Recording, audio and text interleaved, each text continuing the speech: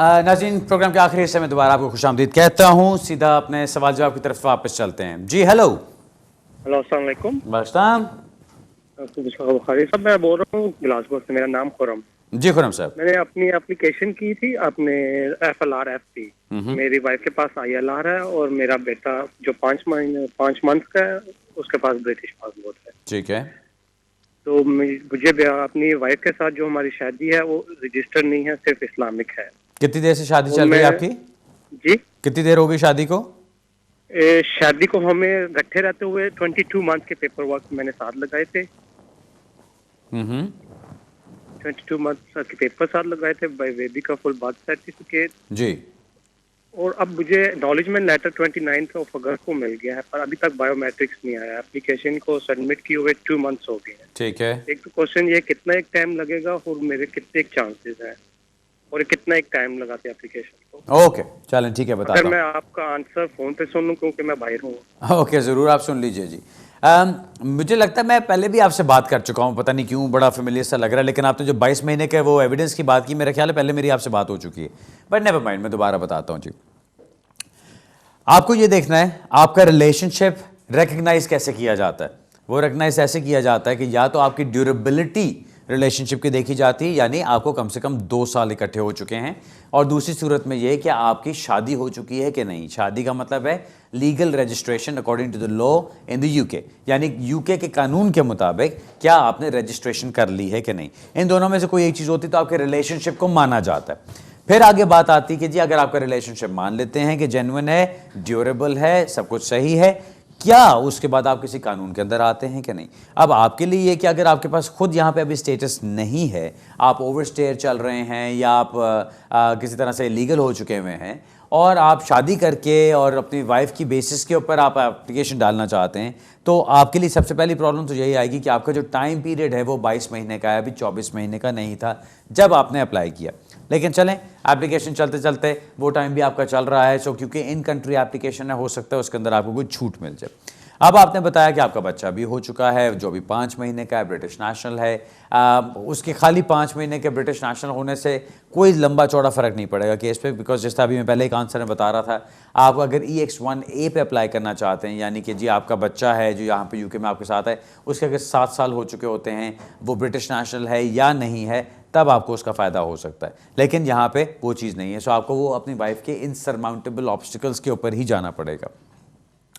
Apply आप कर चुके हैं। टाइम की जहाँ तक बात है जी, टाइम मैं काश बता सकूं, मैं नॉर्मली हमेशा 3 महीने का टाइम कहता हूं, 3 से 4 महीने का, लेकिन अब क्या हो रहा है, हमारी कितनी एप्लीकेशंस ऐसी हैं, हमने अप्लाई किया हुआ है, होम ऑफिस ने अभी तक पैसे नहीं काटे और 2-2 महीने गुजर गए हैं। कई एप्लीकेशंस में ऐसा हो रहा है कि जी हमने पैसे उन्होंने फ़ौरन काट ली, बायोमेट्रिक्स में देर लग रही है। कई में ऐसा है कि बायोमेट्रिक्स भी हो चुके हैं, उसके बाद भी 2-2 3-3 महीने हो गए। सो आजकल पता नहीं क्या एक गिचमिच चल रही है होम ऑफिस के साथ ये टाइम फ्रेम्स के मुताबिक। अदरवाइज जो एक टाइम पीछे चल रहा था उसमें यह था कि हम FLR-FP एप्लीकेशन डालते थे तो पता होता था कि जी आपके 4 से 6 हफ्ते के अंदर बायोमेट्रिक्स आ जाएंगे, उसके 4 हफ्ते के अंदर आपको उन्होंने डिसीजन दे देना है। सो अब आपको मैं यही कहूँगा कि जी आप इंतज़ार कीजिए। अभी कितना टाइम गुजरा आपका, आपने बताया 29 अगस्त को आपको उसके बायोमेट्रिक्स आ चुके हुए हैं, एक्नॉलेजमेंट आ चुकी हुई है, और अब बाकी आपका मामला अभी इंतज़ार पे है। सो अभी इंतज़ार कीजिए आप, कोई घबराने वाली बात नहीं है, क्योंकि आपकी एक्नॉलेजमेंट आ चुकी है, सो आपको पता है आपकी एप्लीकेशन रिसीव हो चुकी है, अब आपने उसका वेट करना है। और फ्रैंकली बताऊं तो जितना टाइम आपका ज़्यादा गुजर जाता है उतना अच्छा ही है, क्योंकि आपने जब अप्लाई कर दिया at the time of application आपके 2 साल पूरे नहीं हुए थे, जो आपके रिलेशनशिप को ड्यूरेबिलिटी की वो क्लासिफिकेशन के अंदर लेकर आता है। सो वो एक आपकी वीकनेस रहेगी। बाकी चांसेस की बात क्या है, आप यूँ सोचें कि आपने मुश्किल वक्त काट लिया हुआ है, अब आपका अच्छा वक्त आने वाला है। कितनी देर में आता है, उसको 6 महीने लगते हैं, साल लगता है, या अपील में जाके होता है या अपील के बगैर होता है, ये देखना बाकी है। लेकिन बाकी इंशाल्लाह मुझे लगता है कि अब आपका मुश्किल वक्त कट चुका है, और अब क्योंकि आपका जेन्युइन रिलेशनशिप है, आपका बच्चा है जो ब्रिटिश नेशनल है, कोई ना कोई रास्ता तो आपका निकलेगा ना सर, जहाँ पर आपका काम हो सकता है। सो मेरा ख्याल है आपका काम अब होना चाहिए, लेकिन ज़रा थोड़ी सी अभी लड़ाई बाकी है आपकी। अगला सवाल लेते हैं जी। हेलो। अस्सलाम वालेकुम बुखारी भाई। वालेकुम अस्सलाम जनाब, कैसे हैं, खैरियत से हैं? बस अल्लाह का शुक्र है भाई। मेरे भाई 2 सवाल है छोटे छोटे। बताइए। अच्छा, मेरा सवाल ये है कि मेरी ये अपील अलाउड हुई है एज अ अनमैरिड पार्टनर के ऊपर ना। मेरी ये वाइफ थी ना, ये कंट्री से, Okay. मेरी अपील लाउड हुआ 6 वीक हो गए जी। तो उसका मुझे पूछना है कि कितना टाइम लग जाएगा कि वो मुझे परमिट जो है ना जारी करेंगे। ओके। तो मुझे ये पूछना है कि मैं कितने टाइम के लिए पाकिस्तान जाकर रह सकता हूँ। ठीक है। ओके। तो होम ऑफिस ने इस पे चैलेंज वगैरह नहीं इसमें किया। ठीक है। तो और दूसरा सवाल मेरा, प्लीज ये बताइएगा कि आप क्या खाते हैं? जब से मैं आपको देख रहा हूँ आप जवानी, आप यंग ही लग रहे हैं। प्लीज ये मुझे बताइएगा। भाई कैसी दुखती रग पे हाथ रख दिए। मुझे अभी कुछ दिन पहले किसी ने कहा कि जी आप आज से साल पहले बहुत यंग लगा करते थे, अब क्या हो गया आपको? आपने तो वो एक डिफरेंट ही बात कर दी। बस अब छोड़ें, अब इसके ऊपर हम बात नहीं करेंगे। अभी हम बात दूसरी करते हैं। जो आपने सवाल पूछा कि आपकी अपील अलाउ हो चुकी है, उसके ऊपर आपको अभी 6 हफ्ते गुजर चुके हैं, कितना टाइम लगेगा अभी उसके अंदर, क्या कुछ अभी आगे होना है। जहां तक बात है ये इम्प्लीमेंटेशन की, ये आप वो अपील्स इम्प्लीमेंटेशन यूनिट हुआ करता था, आजकल खुदा जाने उसका क्या नाम रखा हुआ उन्होंने, होम ऑफिस को बड़ा शौक है नाम चेंज करने का। बट एनीवे, वो इम्प्लीमेंटेशन यूनिट का मकसद क्या था कि जब आपकी अपील कहीं पे अलाउ हो जाती है तो उन्होंने उस अपील को इम्प्लीमेंट करना होता है, यानी उसके ऊपर आपको स्टेटस लगा के देना होता था। अब कई दफ़ा होता है कि हमें 3-4 हफ्ते के अंदर ही आ जाता है, कई दफ़ा होता है कि हम 3-3 महीने लड़ रहे होते हैं। आपको मैं यही कहूँगा कि अगर अब 6 हफ्ते का टाइम गुजर गया है, 6 हफ्ते देख लीजिए, और अगर 4 से 6 हफ्ते और देख लीजिए। अगर नहीं आता तो अपने एमपी को इन्वॉल्व कीजिएगा ताकि वहाँ पे भी कोई शोर शराबा मच सके और आप कुछ कर सकते हैं उसके ऊपर, बिकॉज ये कई दफ़ा होम ऑफिस फजूल में आपको लंबा चौड़ा टाइम लगा देता है। दूसरी बात आपने पूछी कि जी आप पाकिस्तान मतलब यूके से बाहर कितना टाइम गुजार सकते हैं, वो मैं आपको हमेशा ही कहूँगा as a rule of thumb याद रखिए कि 1 साल में 3 महीने से ज़्यादा ना ही रहें तो अच्छा है। क्योंकि 1 साल में अगर आप 3 महीने तक जाते हैं तो वो आप जस्टिफाई कर सकते हैं कि जी मैं हॉलीडे पे जा रहा हूँ, कुछ भी कर रहा हूँ। उसके बाद आपको उसके बाद आपको और कुछ करने की ज़रूरत नहीं है। आप अभी सिर्फ अपना ये टाइम दिमाग में रखें कि आपने 3 महीने से ज़्यादा का टाइम बाहर नहीं गुजारना। ठीक है जनाब। इससे पहले कि हम अगले सवाल पे चलें, इनके इस सवाल से मुझे एक और चीज़ याद आई जो अभी मेरे सामने आई थी और मैंने कहा था कि मैं ज़रूर शेयर करूँगा। प्रोग्राम के शुरू में मुझे याद नहीं रहा शेयर करना। अगर आपकी अपील चल रही है या आपने अप्लाई किया हुआ है as an extended family member of a European national exercising treaty rights in the UK, इस तरह के बेतहाशा केसेस यहाँ पे चल रहे हैं।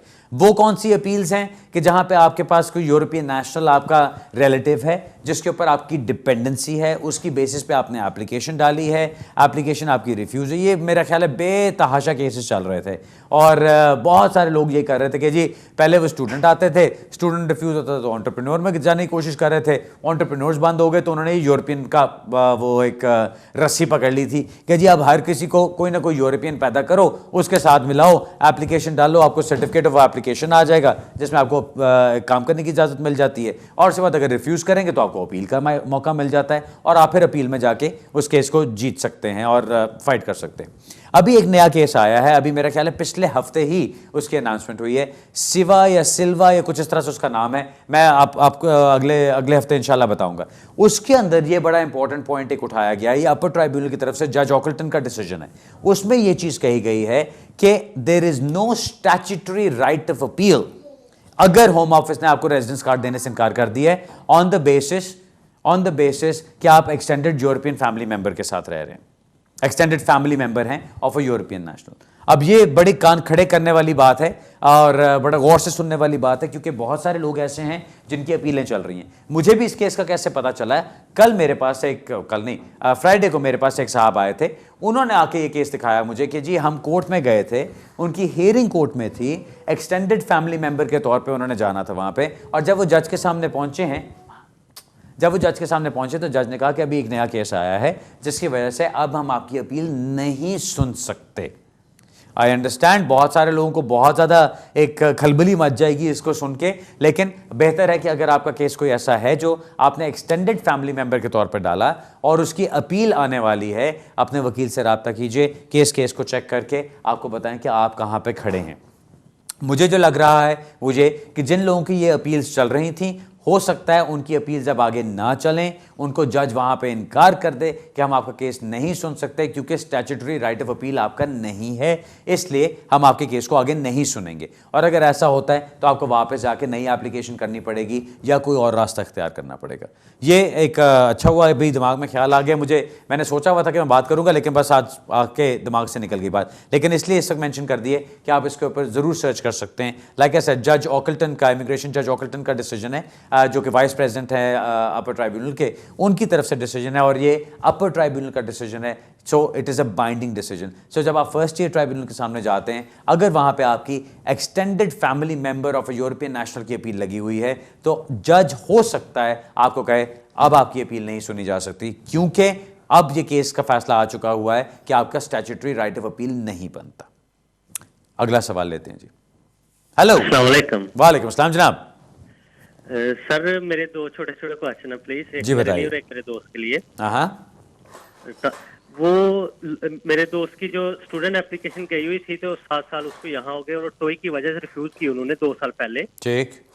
उसको राइट ऑफ अपील दिया, अब वो उसको राइट विन कर गया, होम ऑफिस आया नहीं, उसको जो है ना वो अपील उसकी विन कर गया, तो अब उसको कौन सी लीव मिल सकती है, यानी डिस्क्रेशनरी लीव, क्योंकि कैश लेटर या बैंक वो तो उसके पास अब है नहीं है जी। लेकिन अपील लो होगी उसकी। ठीक है। और टोए की वजह से ज़ाहिर है वो जीत गया, उसने खुद किया था और वहाँ यहाँ की डिग्री भी थी सारा कुछ जी। और दूसरा मेरा क्वेश्चन ये है कि मेरी अपील गई हुई है सेम टोए की वजह से, 10 साल की वजह से मुझे रिफ्यूज किया था मेरा ILR जी। और फिर अपील राइट दिया हुआ है मुझे, तो मैंने भी अपील की है जिसको तकरीबन 10-11 महीने हो गए, मैं स्टिल वेट कर रहा हूँ। हाँ। और तो प्लीज आप मुझे सिर्फ ये बताएं, सॉरी पहले मुझे ये बताइए, आपने ILR के लिए अप्लाई किया था और आपको रिफ्यूज किया ये क्या कि आपने पहले टॉइक किया था? जी बिल्कुल बिल्कुल। और आपके फ्रेंड का भी यही है? फ्रेंड का स्टूडेंट वीजा था, उसको हाँ वो तो स्टूडेंट पे था ना, वो मैं समझ गया, उसका स्टूडेंट वीजा रिफ्यूज किया था टॉइक की वजह से, लेकिन आपने ILR अप्लाई की थी और आपकी ILR रिफ्यूज की गई टॉइक की वजह से।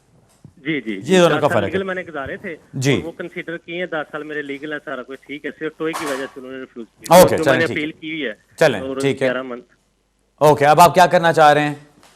सर अपील को कितना टाइम लगेगा, क्योंकि मैं इतनी देर से वेट कर रहा हूँ, 10-11 महीने हो गए हैं, और वो दूसरा जो दोस्त है उसको कौन सी लीव मिल सकती है अब जो उसकी अपील लो हुई है? चलें, ठीक है जी।